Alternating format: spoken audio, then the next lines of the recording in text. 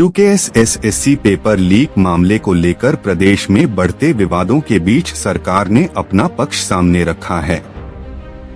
हल्द्वानी में जलागम परिषद के उपाध्यक्ष शंकर कोरंगा और मंडी परिषद के अध्यक्ष अनिल कपूर डब्बू ने अलग अलग प्रेस वार्ताओं में कहा कि यह पेपर लीक नहीं था, बल्कि इसे लीक करने की साजिश रची गई थी, जिसे समय रहते विफल कर दिया गया। उन्होंने बताया कि मामले के मुख्य आरोपी खालिद को गिरफ्तार कर लिया गया है और अन्य दोषियों के खिलाफ भी कार्रवाई जारी है। दोनों नेताओं ने बताया कि पूरे प्रकरण की जांच एसआईटी द्वारा की जा रही है और इस प्रक्रिया की निगरानी हाई कोर्ट के रिटायर्ड जज कर रहे हैं। उनकी जानकारी के अनुसार जांच रिपोर्ट 1 महीने के भीतर सार्वजनिक कर दी जाएगी।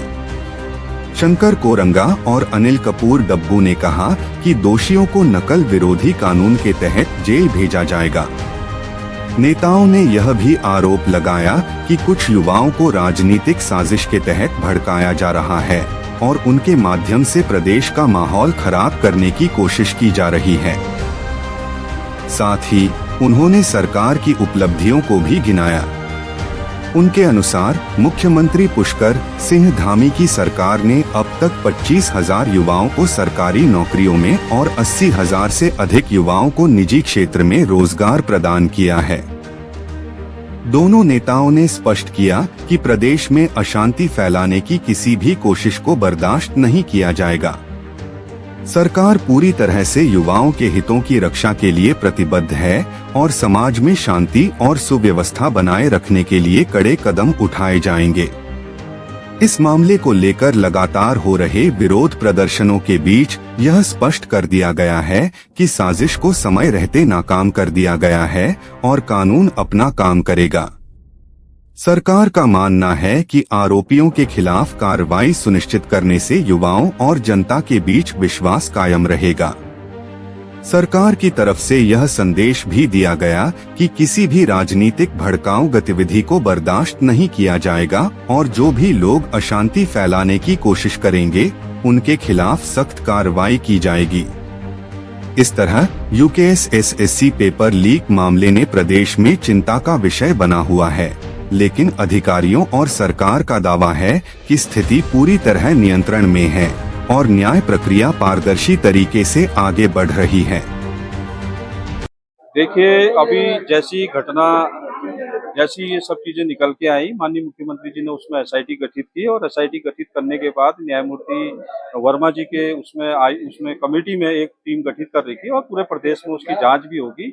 और जो उसके मुख्य आरोपी थे उसमें सरकार ने जेल में डालने का भी काम किया गया और जो मुख्य आरोपी है उसको सीक्वल उसका कल उसको जारी भी किया गया। और जो अन्य उसके आरोपी हैं, चाहे वो दरोगा हो, हरिद्वार में जो एग्जाम सेंटर में जो दरोगा वहाँ थे, सेक्टर मजिस्ट्रेट वहाँ थे, अन्य लोग थे, एक भी व्यक्ति को नहीं बख्शा गया। और सरकार पूरी पारदर्शिता के साथ और पूरी सख्ताई के साथ उसमें काम कर रही है।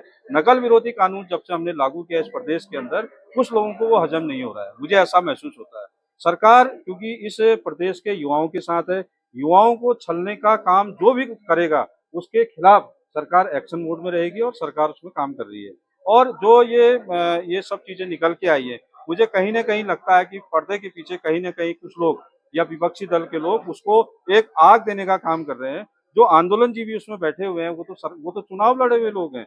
वो वैसे उनका अभी देखा कि कहीं चुनाव में खर्चा 25 लाख का उन्होंने खर्चा बताया है, तो कहाँ से किस प्रकार के बेरोजगार हैं ये समझ में नहीं आता है। ठीक है, हमारी संवेदना उनके साथ है। इस प्रदेश के युवाओं से हमारा एक ही निवेदन है कि इस प्रकार के आंदोलन जो कि इस प्रदेश की दिशा को एक गलत दिशा की ओर ले जा रहे हैं, हम सब ने देखा जो भी ये आंदोलन चल रहे हैं, उन आंदोलनों में जो नारे लग रहे हैं वो एक भयंकर परिणाम की ओर लेके जाने वाले हैं, जो गलत दिशा की ओर जा रहे हैं। इस प्रदेश के अंदर माननीय मुख्यमंत्री जी ने प्रत्येक युवा की चिंता करने का काम किया।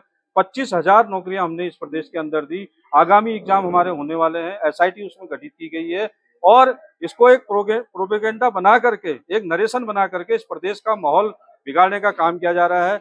उनकी जो वॉइस है, जो इसमें जो आंदोलनजीवी हैं, उनसे सीधी बात होने के बावजूद भी सरकार को न बता करके उन्होंने इसको सनसनीखेज बनाने के लिए आज हमारे प्रदेश के युवाओं के साथ खिलवाड़ कर रहे हैं।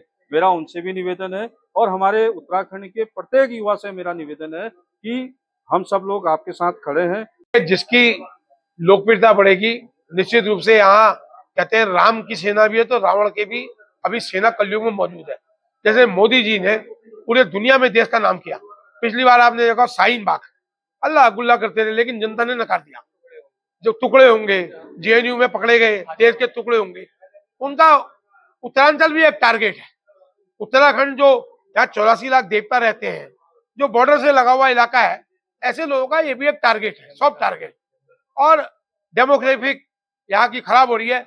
लगातार धामी जी ने जो काम किए, चाहे वो नकल अध्यादेश का काम हो, यूसीसी का काम हो, महिलाओं के लिए सखी योजना का काम हो, मतलब इतनी योजनाएं कर दी, धर्मांतरण विरोधी कानून हो, तो ये सब कामों को जब धामी जी ने किया और लोगों को लग रहा है कि देश के अंदर एक युवा मुख्यमंत्री, में जब भारतीय जनता पार्टी के राष्ट्रीय अधिवेशन में गया तो लोग पूछ रहे थे कि पुष्कर सिंह धामी यही है यही है। दूसरे प्रदेशों में जब वो सभाएं करने जाते हैं तो लोग पुष्कर सिंह धामी की तारीफ करते हैं।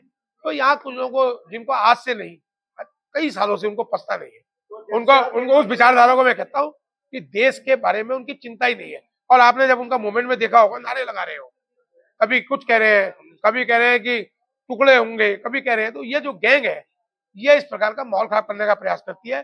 प्रदेश की जनता भी जानती है कि कहीं कोई, अभी ये नकल वाले में कहीं कोई नकल कांड नहीं हुआ। उसने जब किसी उसको शिक्षिका को पेपर दिया, उसकी भी वो हो रही है कि आपने जो है पुलिस को क्यों नहीं बताया, आप बॉबी पवार को बताते हैं, इसलिए कि माहौल खराब करने की कोशिश हो। ये प्रदेश जो विकास की दिशा में हर दृष्टि से देश के नंबर 1 राज्यों में आ रहा है। अभ्यर्थी कहाँ 10-5 थोड़े से गुमराह कर रहे हैं लोगों को। मुझे लग रहा है 1-2 दिन में उनकी समझ में आ जाएगा। लोग अपनी परीक्षाओं की तैयारी कर रहे हैं, परीक्षा में बैठे ईमानदारी से वो प्रदर्शन कर रहे हैं कि भाई हमारा रिजल्ट इनके कारण रुकना नहीं चाहिए। तो निश्चित रूप से सरकार 1 महीने के अंदर सब काम करना चाहिए।